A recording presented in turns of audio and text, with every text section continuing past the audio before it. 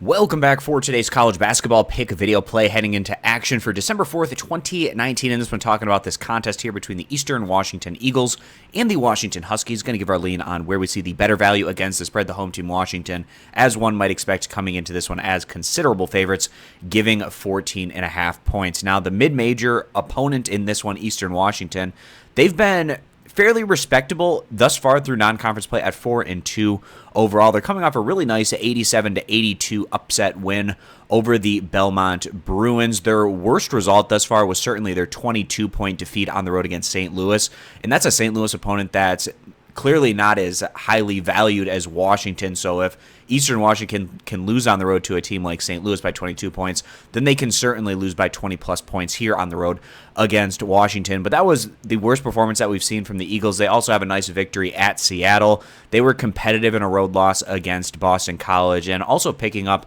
a convincing 16-point victory on the road against High Point. A very road-heavy schedule for Eastern Washington. Maybe fatigue could factor in at some point for the Eagles.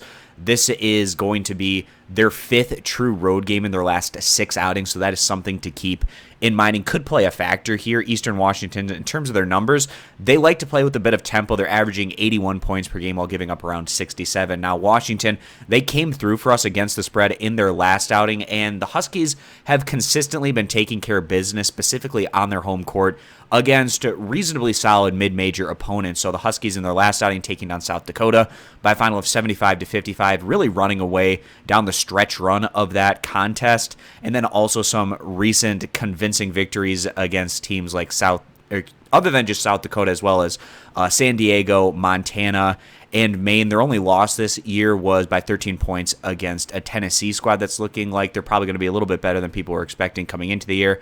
And the best win that Washington has racked up was that victory to open things up against the Baylor Bears in Washington, continuing to hover around the top 25, more towards the back end of it.